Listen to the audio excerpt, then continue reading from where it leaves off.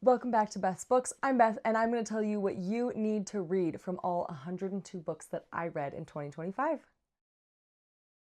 Now, that's a bit of a big reading year for me. I have read one year 184 books, which was kind of actually crazy of me to do, and this year was definitely a lot busier than that. I was on vacation, I was going places, and I thought, yeah, I'm traveling. Like, if I'm on a 16-hour flight, surely I'm reading a lot. I get plane sick. So it didn't really work. But I've been really grateful to find a couple of fantastic reads this year, and I'm going to tell you exactly why you should read them. So buckle up, grab a tea. Grab a tea, spill the tea. I'm also curious to hear if you liked these same books, if you didn't like them, because we're always open to criticism. And I would also like to know if there's some things that I am missing, some books that are fantastic that you read this year, because I need to add more things to my TBR. Really, I don't. I have like 400 books in my TBR. But if you say it's a 5-star, I believe you. All it takes is one person to convince me. I'm very easily swayed. Starting the year off with a new genre that I had never really encountered before, botanical gothic. Why did no one tell me this is a thing? Like flowers, but also like creepy, but poisons. I love. And my intro to this was Belladonna by Adeline Grace. I bought the whole trilogy. Always a risky move, right? What if I hate the first book? And then I am currently devouring the second book. I did take a slight break, but I read this in the fall and it was fantastic. Our main character, Signa, she is orphaned at birth. Well, like she's a baby. And death follows her wherever she goes. Whoever's taking care of her, game over, okay? And she's like, bro, I think I'm cursed. And all the people talking about her, they're like, you're definitely cursed. Don't come to our house. And she can't die. One day she falls down the stairs when she's little, breaks her neck, and then she's like looking up and this guy, death personified, is standing over her. And she's like, hey king, what's up? He's like, I've come to claim your soul. And she's like, interesting, because I'm actually not gonna die. And he's like, huh, didn't know that was a choice. And she just doesn't die. So she can't die. So when she takes poison or when she is near death or near someone else who's dying, she can see this guy, death personified. And oh no, he's like super handsome. The worst. So the next caretaker that she's going to live with is her uncle and their family, and her aunt has just passed away. And there's rumors that she is now a specter in the house, a ghost, if you will. And it's not looking good for this family. They're in shambles, okay? The daughter is poisoned. The son is like trying for the approval of the dad, who's like an alcoholic now, but he's just part of like society life. And then Signa shows up and they're like, girl, what are you doing here? Like, we are down bad. And Signa's like, I don't want any trouble. I just want to live. And then they figure out she can like kind of see all the ghosts and the people that have like died in this house. I think I'm gonna die in this house. Stupid TikTok reference for you. And she's like, something is afoot here. You know what I mean? Like, something's not right with all these ghosts and this girl being poisoned and dying slowly. And so her and Death start trying to figure out what's going on. And that's all I'll say there, because more fascinating things ensue. And I'll tell you, I'm halfway through the second book, more fascinating things are happening that kind of remind me of the Once Upon a Broken Heart series. But for a reason I can't really tell you right now. So I said these were all 5 stars. Is it probably like a 4.75 stars? Yes.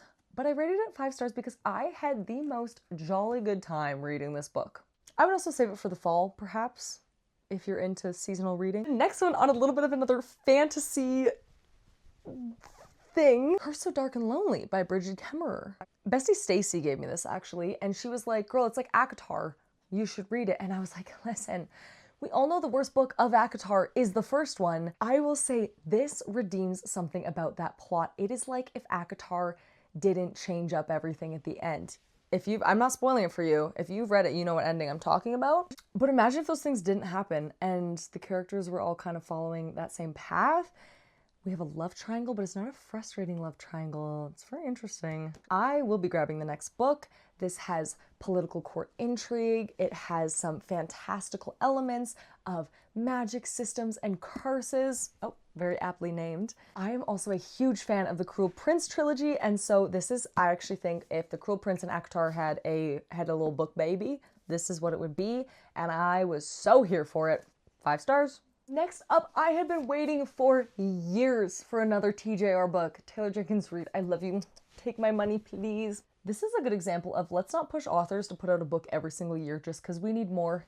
Even though I would love more, take your time. cook queen. Our main character, Joan, is entering the NASA program in like the mid 70s, maybe early 70s, circa that time frame, right? When women were not like allowed to do a lot of things or seen as equally competent. And so she's trying to become part of the space program, and you get to know some of the other astronauts. You see her family dynamic, how she's trying to take care of her niece and still girl boss it up on the astronomical stage. And like most subjects with TJR books, especially like with Carrie Soto's back, you do not have to care about tennis at all. You don't have to care about astronomy at all. I personally love the stars and constellations. That's something my family has been obsessed with our whole lives. Go outside and, you know, try and track down certain constellations, see the planets. But she makes you care about these people who just want to float in space among the stars. It was so beautiful. Mild spoiler, I was not catching on. I'm a little dense, okay? I was like, oh, because it says a love story. I went, is this, is the love story like that they're best friends? Yeah, anyways, that's embarrassing. I don't catch on very quickly. They're not just friends. This was fantastic. I don't think I've ever rated a TJR book below 4.75. I'm just saying that, but probably because I've given them all 5 stars. Actually, I think Malibu Rising, I only gave like 4.5 stars, so, which that makes sense. I do think that would be at the bottom of my listing, but this was just so beautiful about how these two women who are really trying to make it in this world, who feel like they have to conceal themselves to get where they need to go, actually can find so much strength in who they were made to be. And I just loved it. It was so, so sweet. So TJR, my money is waiting whenever another book is available. Next was one I was not expecting to be 5 stars, and that is Magnolia Parks by Jessa Hastings. Before you yell at me, I didn't know about all the AI stuff before I started reading this book. And I don't know if she actually used AI to write some of this, or if it was just the most recent book, or if she's a problematic author. I don't know these things. Okay, I'm just a girl who's trying to read. Maybe if someone else definitively comes out and is like, you should not read this book, then maybe I'll listen to them. But I will say, in the meantime, I had the best time reading this book. I do think I was in quite a phenomenal reading slump in the summer, and I came home from my trip and ate this up. It was one of the only times that I had sat and been like, one more chapter, and then, you know, it's 4 hours later, and you're like, I probably shouldn't have read for that long. But whoa, just so messy. These characters are the worst. Do not read this for lovable characters. These characters suck. If I saw BJ out in public, it's on sight. That man is so incredibly infuriating. And then Parks is just like, what are you doing? The whole time, like, you guys are stupid. You guys are stupid. What are you doing? And I will say, I live a relatively drama-free life. And I think that's why this was so good, okay? Because it's like, I don't have messy relationships like this. I don't want a messy relationship like this. This was kind of like reality TV a little bit. Like, you can't look away. Very Trainwreck-esque. The fashion, the way they're all just so rich and they're so classist.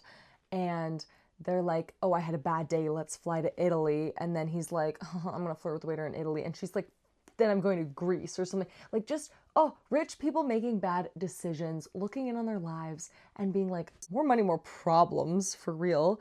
But you still really want them to get together. Oh boy. Because of the sheer rate at which I devoured this, 5 stars. 5 stars, thank you.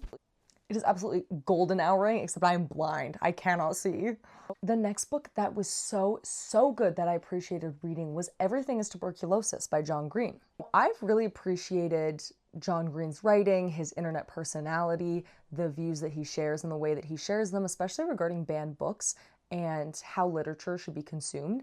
I felt like the Anthropocene Reviewed, along with Everything's Tuberculosis, really showcases John Green's writing of how he can turn nonfiction into a story that is just so bingeable, so consumable, so relatable. Sometimes it feels like authors are famous and disconnected and they have money, so like how could they understand our regular existence? But you get the sense that John Green is very much down to earth, like he does know how to touch grass. And Everything is Tuberculosis tells the story of disease and how public health is treated by different nations, by society, by physicians, and how it shapes the projection of global populations, but brings it down to a human level, to a personal story. Because I think a lot of times with illness, sickness, and disease, statistics are at the forefront,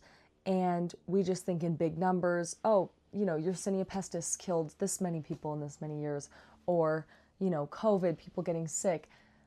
And he meets this little boy in a place in somewhere in West Africa. I don't want to get it wrong. And he tells the story of tuberculosis as a kind of cultural phenomenon through the eyes of this little boy and through his family, and how hard it is to get treatment and the best ways to treat people, that you do almost feel like you're reading fiction because you think you're reading a story, which it is a story, but you think it's one that's been created for an exact purpose, when really this is a person that John Green was meeting and has, a prolonged conversation with throughout many years and learns a lot about. And that was just fascinating. We live in a very difficult world where navigating disease and illness, especially public health crises in terms of vaccination or safe practices, are very contentious and scary at times.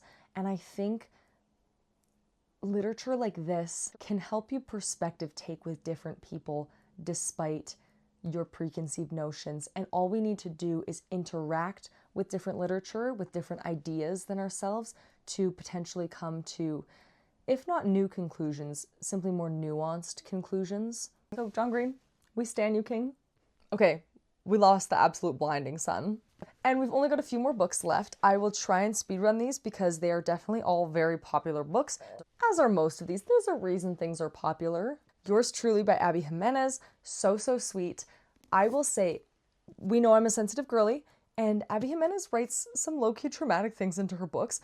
I'm personally someone who is so scared of my husband dying every day that I will not read books that deal with intimate partner death or like finding love after death and stuff, which is very cathartic and good for some people. So that's why I think Abby Jimenez books are great for that.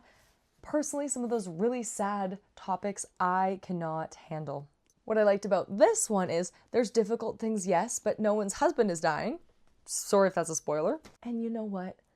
I really saw myself in the male main character. I am someone who is very socially anxious and would prefer to write things down than just say them. I say as I'm literally talking at you nonstop.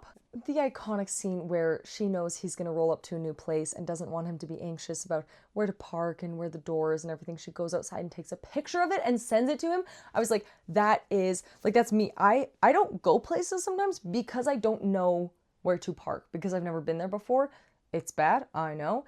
But I was just like, oh, that is a love that I so enjoy. And I think actually relating sometimes to the male main character in romance is kind of hard to do because a lot of times they're just like big muscle frame guys who... This felt like real people falling in love. And that's what I love about Abby Jimenez books. 5 stars. Next. All right, and then the 2 books of the summer for me. Atmosphere was also a book of the summer from one of my favorite authors. My 2 other favorite summer romance authors came out with books this summer. We are blessed. Emily Henry's A Great Big Beautiful Life. More like a great big beautiful fun time, okay? I loved the setting. I love all of her characters. I will say, this is not my favorite Emily Henry book. This is in my 5-star reads because you actually could not convince me that any Emily Henry book is less than 5 stars. I did have some certain issues with this because it is dual timeline, as in we're telling 2 stories. So we have the story of our 2 main characters who are fighting for this position to tell this Hollywood star, like old heiress kind of person's story. We get a little bit of their perspective, and then we get her story as she's telling it. And there's interconnected themes. It's very 7 Husbands of Evelyn Hugo coded, maybe even a little Daisy Jones and the Six coded. Of course, I was eating that up. You know I was. But because the story was half of their story and then half of her story, I didn't feel like we really got to develop the romance between the 2 or even flesh out the life and hardship of the old lady. So I love this. I enjoyed it. It's probably actually a 4-star. I can say no bad things about any Emily Henry book, except actually some things in People We Meet on Vacation I didn't actually like. And then Everybody Clap Please. for our favorite Canadian author. Well, maybe not favorite. I don't know about like all the Canadian authors, but one of my favorite Canadian authors she represents. Thank you, Miss Carly Fortune. Also, when this series comes out, I will be losing my mind. You've probably heard me talk ad nauseum about Every Summer After. This I found the summer that I fell in love with reading, and I think this has a huge role to play in that. This is now the 4th book that she's put out. There's 2 more. Did not love the 2nd one, but did love the 3rd one, set on PEI. One Golden Summer. This follows the other brother from the 1st book, and I enjoyed this. Again, this is probably a 4-star book, but because of the vibes and because I love reading about the Canadian lakelands and summer cottagecore and falling in love and these 2 people who are just so stuck in their adult lives that they need to have a fun summer of feeling like teenagers again and falling in love and forgetting their just disgustingly messy corporate lives. It was good. I really enjoyed it. Not actually 5 stars for me personally. Like, I wasn't kicking my feet giggling, but I was giggling a little bit. Folks, those were the best books that I read in 2025.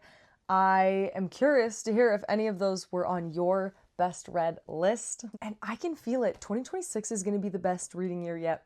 I just know it. Please drop any recommendations down in the comments. I would love to get to anything that you guys recommend. Also, please consider subscribing if you like the video. I'm having a lot of fun making these. Drop a like if you can. I don't know, feels super cringe to say, but that would mean the world to me. And let's just create this little bookish community. I'm having so much fun here, and I hope you're having fun too. I will see you in the next video. We're probably going to talk about book talk. It's gonna be a doozy. So tune in next week for that. And I will see you guys later. Bye!